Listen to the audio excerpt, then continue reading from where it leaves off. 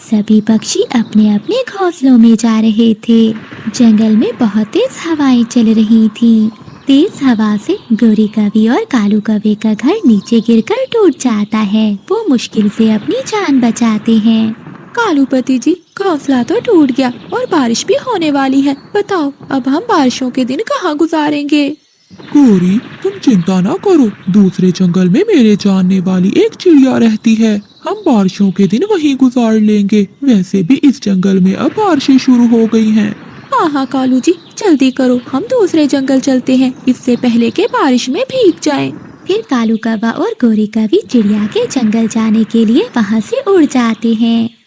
वो चिड़िया के जंगल पहुँच जाते हैं और थक जाते हैं। वो थोड़ा आराम करने के लिए रुकते हैं। कालू, मुझे तो बहुत भूख लगी हुई है, क्या हमें यहाँ कुछ खाने को मिलेगा? गौरी, तुम यहीं बैठो, मैं जाकर देखता हूँ। थोड़ी दूर कालू कौवे को मीनू मौसी दाना लेकर जाती हुई दिखाई देती है। कालू कौवा पीछे से जाकर मीनू मौसी को धक्का देता है और दाना लेकर वहाँ से चला जाता है। बेशरम दुष्ट कौवा, मेरा दाना लेकर भाग गया। हा हा हा हा हा हा हा हा हा। गौरी, मैं छीन लाया उस मौसी से दाना। वो दोनों भूखे थे। वो जल्दी से वो सारा दाना खा लेते हैं। फिर वो दोनों चिड़िया के घर की ओर उड़ते हैं। एक पेड़ पर कबूतर बैठा हुआ था। कालू कौवा कबूतर से रानू चिड़िया के घर का पूछता है। वो सामने बड़े पेड़ पर है चिड़िया का घर। फिर वो दोनों कौवा कौवी चिड़िया के घर जाते हैं और दरवाजे पर जोर जोर से दस्तक देते हैं। दरवाजा अंदर से बंद था। खिड़की से रानू चिड़िया की बेटी गुड़िया बोलती है। बताइए आंटी, आपको किससे मिलना है? दरवाजा तो खोल दो बेटी, फिर बताते हैं किससे मिलना है। आंटी, मेरी मम्मा ने कहा है कि कोई भी अजनबी आए तो दरवाजा नहीं खोलना। नहीं नहीं बेटी, हम तो तुम्हारी मम्मा के जानने वाले हैं। मैं तुम्हारी मम्मा का बहुत अच्छा दोस्त हूँ। नहीं अंकल, जो भी हो जाए, जब तक मेरी मम्मा नहीं आती मैं दरवाजा नहीं खोलूंगी। कालू जी, लगता है ये छोटी चिड़िया हमें घर नहीं जाने देगी। अब तो हमें रानू चिड़िया का इंतजार ही करना होगा।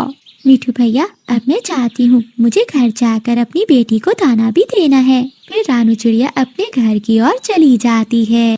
कालू कौवे, तुम यहाँ कैसे? रानो, कल की तेज हवा से मेरा घोंसला टूट गया था, इसलिए मैं कुछ दिन तुम्हारे पास रहने के लिए आया हूँ। कालू भैया, बात तो ठीक है, लेकिन मेरा घर भी बहुत छोटा है। आप 1-2 दिन में अपना घर बना लेना। फिर रानू चिड़िया गोरी कौवी और कालू कौवे को घर के अंदर ले जाती है। चिड़िया, तुम्हारी बेटी ने तो दरवाजा ही नहीं खोला। मैंने कितना कहा इसे। हाँ गोरी, मैंने खुद ही मना किया है इसको, क्योंकि सुना है जंगल में एक चील फिर रही है। फिर रानू चिड़िया उन्हें खाने के लिए दाना देती है। वो दोनों पति पत्नी मजे मजे से वो दाना खाते हैं और सो जाते हैं। अगली सुबह हो जाती है। कालू कौवा और गोरी कौवी सुबह सुबह घर से निकलते हैं और पहाड़ों की ओर चले जाते हैं। वहाँ एक गुफा के पास बड़ी चील बैठी हुई थी। चील के पास एक मीठे फल का पेड़ भी था। कालू जी, मेरा तो मीठे फल खाने को बहुत मन कर रहा है। ये मीठे फल का पेड़ उस चील का है। अगर हमें मीठे फल खाने हैं तो पहले चील से पूछना होगा। गोरी कौवी और कालू कौवा चील के पास जाते हैं। चील दी, मेरी पत्नी का मीठे फल खाने को बहुत मन कर रहा है, क्या हम मीठे फल खा सकते हैं? हाँ कौवे और कौवी, ये पेड़ मेरा है, तुम इस पेड़ से एक फल तोड़कर खा सकते हो। फिर वो दोनों कौवे एक फल तोड़कर खाने लगते हैं। वो फल बहुत मीठा था। चील दी, ये फल तो बहुत मीठा था। क्या हम कल भी यहाँ ये मीठे फल खाने आ सकते हैं? हाँ हाँ कौवे, क्यों नहीं। अगर बदले में तुम मुझे मांस देने का वादा करो तो तुम ये सारे फल खा सकते हो।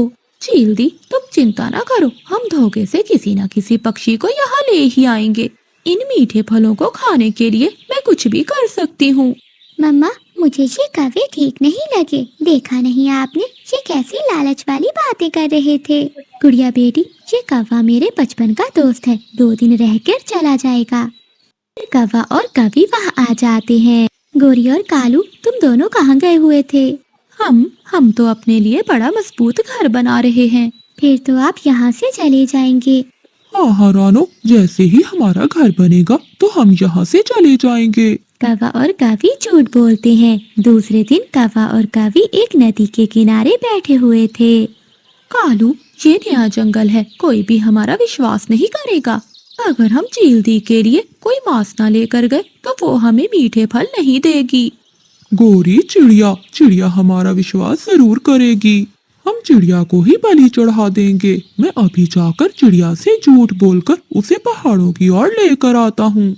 कालू कौवा चिड़िया के पास जाता है। चिड़िया चिड़िया, पहाड़ों के पास बुलबुल गिरी पड़ी है। वो मदद के लिए तुम्हें पुकार रही है। रानो बहन कहकर पुकार रही थी। कौवे भैया, आप भी मेरे साथ चले, हमें बुलबुल की मदद करना होगी। कालू कौवा ऐसे झूठ बोलकर रानो चिड़िया को अपने साथ ले जाता है। गोरी कौवी चील के पास पहले ही पहुंच गई थी। चील दी, तुम्हारा भाई कालू चिड़िया को लेकर आता ही होगा, फिर हमें मीठे मीठे फल खाने देना। मीनू मौसी वहाँ से गुजर रही थी तो वो उन दोनों की बातें सुन लेती है। वो चिड़िया के पास जाती है। चिड़िया, रुक जाओ, ये कौवा तुम्हें धोखे से लेकर जा रहा है। अगर तुम इस कौवे के साथ गई तो वो चील तुम्हें खा जाएगी। ये वही कौवा है जो मेरा दाना भी लेकर भाग गया था। ये मौसी तो झूठ बोल रही है। मेरी मीनू मौसी कभी झूठ नहीं बोलती। चलो रानो, घर वापस चलते हैं। मीनू मौसी रानो चिड़िया को रास्ते में ही वापस ले जाती है। जब शाम तक कालू कौवा वापस नहीं आता तो गोरी कौवी चील से कहती है, चील दी, मैं अभी जाकर कालू को देखती हूँ। कालू न जाने कहाँ रह गया है। गोरी, अगर तुम मुझे मांस से खिलाना चाहती हो तो क्यों ना मैं तुम्हारा ही मांस खा लूं। मुझे मांस मिल जाएगा और तुम्हारे पति कालू को फल। ऐसा कहते हुए भूखी चील गोरी कौवी पर हमला कर देती है और उसे मारकर खा जाती है। ऐसे बुरे कौवों को उनके किए की सजा मिलती है। तेज बारिश में कालू कौवा और गोरी कौवी जंगल में बैठे फल खा रहे थे। कालू, बस करो, अब कुछ फल घर ले जाएंगे। बारिश का कुछ पता नहीं और कितने दिन आएगी। ऐसा ना हो कि हम भूखे ही मर जाएं। हाँ गोरी, अपना पेट तो भर लिया है। अगर मैं कुछ खाने लगूं तो तुमसे देखा नहीं चाहता। वो दोनों आपस में ऐसी बातें कर रहे थे तभी उन्हें किसी पक्षी के रोने की आवाज सुनाई दी। कालू, लगता है कोई पक्षी रो रहा है, चलो चलकर देखते हैं। कालू कौवा और गोरी कौवी तेज बारिश में आवाज सुनते हुए वहाँ तक पहुँचते हैं। वो देखते हैं पेड़ पर एक घोंसले में बुलबुल रो रही है। अरे क्या हुआ बुलबुल, क्यों इतना रो रही हो? पूरा जंगल सर पर उठाया हुआ है। हाँ बुलबुल, तुम्हारे चक्कर में गोरी ने मुझे फल भी नहीं खाने दिया। क्या बताऊं कभी, मैंने कई दिनों से खाना नहीं खाया। अब मेरी हालत बहुत खराब हो गई है। अब मैं उड़ भी नहीं पा रही, न दाना लेने जा सकती हूँ कहीं। कब्बो, ऊपर वाले के लिए मेरी थोड़ी मदद कर दो। गोरी कौवी और कालू कौवे के पास फल तो थे मगर वो लालची कौवे कहाँ किसी की मदद करने वाले थे। बुलबुल, बहुत मुश्किल से ये फल मिला है, अगर ये भी हम तुम्हें दे देंगे तो हम क्या खाएंगे? हाँ गोरी, मैंने तो अभी खाया भी नहीं। फिर वो दोनों कौवे बुलबुल को रोता हुआ छोड़कर वहाँ से चले जाते हैं। मम्मा, मुझे भूख लगी है, मुझे कुछ खाना है। गुड़िया बेटी, कल से बारिश हो रही है और अभी तक नहीं रुकी। आपको तो पता है मैं दाना लेने नहीं जा सकी। मम्मा, मुझे सच में बहुत भूख लगी है, मैंने कल से कुछ नहीं खाया। गुड़िया बेटी, आप दरवाजा अंदर से बंद कर लो, मैं जंगल से कोई फल ढूंढ कर आती हूँ। फिर रानो चिड़िया तेज बारिश में गुड़िया के लिए फल ढूंढने निकलती है। रास्ते में रानो चिड़िया को बुलबुल के रोने की आवाज सुनाई देती है। रानो चिड़िया तुरंत वहाँ जाती है। बुलबुल बहन, क्या हुआ? आप इतना क्यों रो रही हैं? अरे क्या बताऊँ चिड़िया मैं तुम्हें, मैंने कई दिनों से खाना नहीं खाया।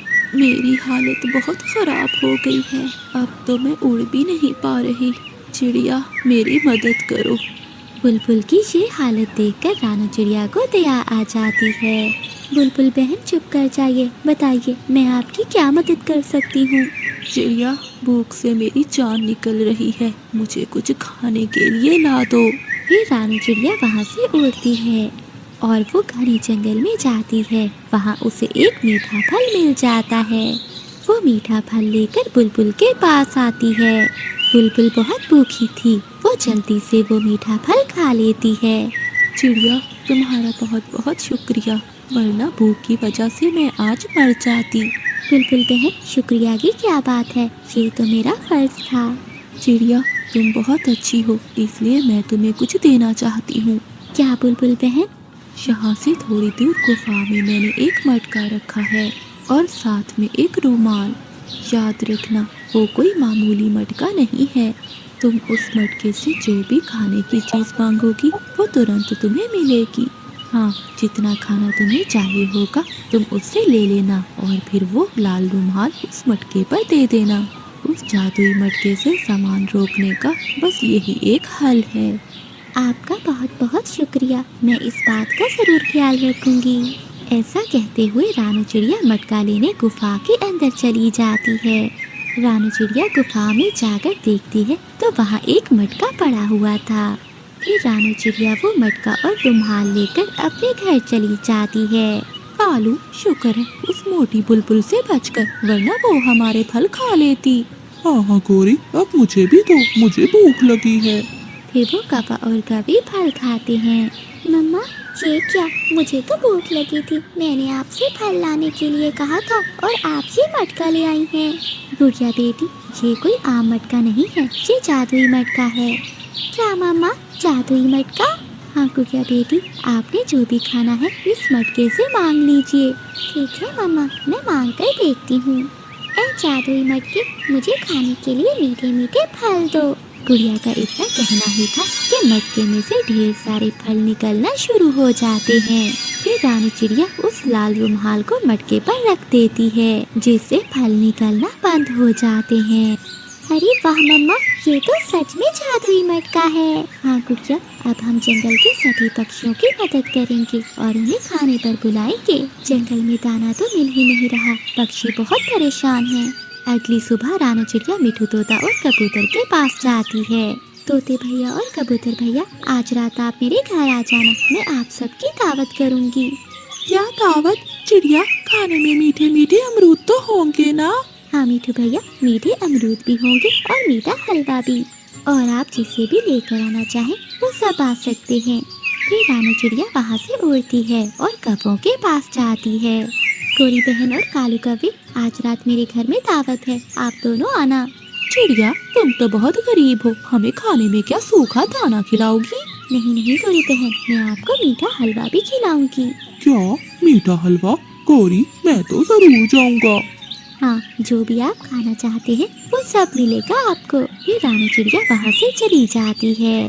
कालू, ये चिड़िया कल तक तो मेरे पास आई थी फल लेने, आज इसके पास कौन सा अलादीन का चिराग लग गया है जो हमें दावत पर बुलाने आई है? गोरी, तुम आम खाओ, गुटलियाँ क्यों गिनती हो? बेटू कहीं के, तुम्हें तो बस खाने की पड़ी रहती है। आज रात में देखना होगा कि चिड़िया के पास ऐसा क्या है जो वो सभी पक्षियों की दावत कर रही है।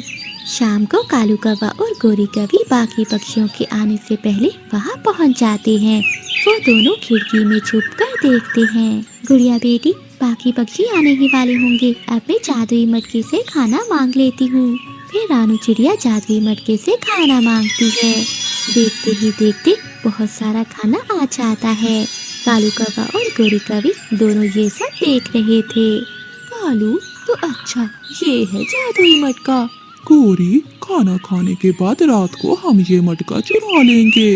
फिर जंगल के सभी पक्षी आते हैं। रानी चिड़िया उन्हें पेट भरकर खाना खिलाती है। वो सब बहुत खुश थे। खाना खाने के बाद वो सब अपने अपने घरों को चले जाते हैं, मगर कालू कौवा और गोरी कौवी अपने घर नहीं जाते, बल्कि वो चिड़िया के सोने का इंतजार कर रहे थे। कालू, चलो, चिड़िया सो गई है। हाँ हाँ गोरी, जल्दी करो, मुझे बहुत भूख लग रही है, मुझे स्वादिष्ट स्वादिष्ट खाने खाने हैं। रानू चिड़िया के सोने के बाद गोरी कौवी खिड़की से आती है और वो जादुई मटका लेकर वहाँ से भाग जाते हैं। वो अपने घर में जाते हैं। कालू, क्या खाना चाहते हो तुम? आज जो कहोगे वही मिलेगा। गोरी, मैंने कई अरसे से पक्षियों के अंडे नहीं खाए, आज मुझे स्वादिष्ट अंडे खाने हैं, अंडे। तो फिर मांग लो जादुई मटके से अंडे। हाँ हाँ, क्यों नहीं। ए जादुई मटके, मुझे अंडे दो, ढेर सारे अंडे। कालू कौवे का इतना कहना ही था कि वहाँ अंडों का ढेर लगना शुरू हो जाता है। कालू, ये क्या, ये अंडे तो खत्म ही नहीं हो रहे। गोरी, इतने अंडे मुझे नहीं चाहिए। देखते ही देखते वहाँ अंडों का ढेर लग जाता है और कौवा और कवि को निकलने का मौका ही नहीं मिलता। वो अंडों में दबकर मर जाते हैं क्योंकि उन्हें मटके को रोकने का तरीका नहीं पता था। वो दोनों लालच की वजह से मर जाते हैं क्योंकि लालच बुरी बला है। तुम्हें तो पता है कि मेरी कोई औलाद नहीं है। मेरे इस बुढ़ापे में तुम ही मेरा सहारा बनी हो। तुम मेरी बहुत अच्छी दोस्त हो। चील माँ जी, आपका दिल बहुत नरम है, वरना मुझ जैसी छोटी सी चिड़िया से कौन भला दोस्ती करता। मुझे बहुत प्यास लगी हुई है। चलो बेटी, नदी से पानी पीने चलते हैं। फिर रानू चिड़िया और बूढ़ी चील नदी पर पानी पीने चली जाती है। नदी पर गोरी कभी पहले से आई हुई थी। बूढ़ी चील जी, आप इस गरीब चिड़िया के साथ भला क्या कर रही हैं? गौरी, ये चिड़िया मेरी बेटी जैसी है, मगर चीलें तो पक्षियों को खा जाती हैं। चुप कर जाओ गौरी, वो और चीलें होंगी, मैं उन जैसी चील नहीं हूँ। चलो बेटी, आगे चलते हैं। फिर रानू चिड़िया और चील वहाँ से चली जाती हैं। बूढ़ी चील का तो दिमाग खराब हो गया है, जो इस छोटी सी चिड़िया को अपनी बेटी बनाकर बैठी हुई है। अरे, मुझ में क्या कमी थी? सारे जंगल में मेरी बुद्धि की मिसाल दी जाती है। इस चिड़िया की जगह पाने के लिए मुझे कुछ न कुछ तो करना होगा।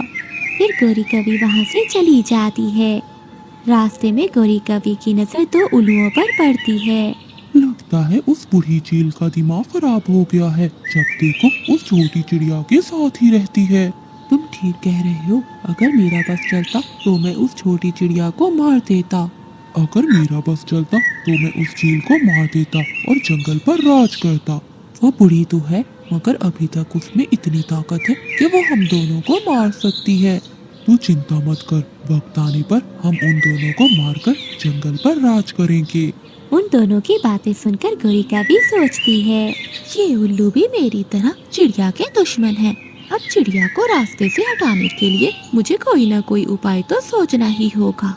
फिर चिड़िया की जगह मैं बनूंगी चील की सहेली और जंगल के सभी पक्षी मुझसे डरेंगे। ये सोचते हुए गोरी कवि सबसे पहले चील के पास जाती है। चील माँ जी, आप यहाँ बैठी हैं और जंगल में दो उल्लू आपको मारने की साजिश कर रहे हैं। मुझे मारना इतना आसान नहीं है कवि। मगर माँ जी, उन दो उल्लुओं का कुछ न कुछ तो करना ही होगा ना। गौरी, मैं चील हूँ, जब भी वो मुझ पर हमला करेंगे तो मैं उन्हें चीर कर रख दूंगी। फिर गोरी कवि वहाँ से उल्लुओं के पास जाती है। हम उल्लुओं के पास आते हुए तुम्हें डर नहीं लगा कवि?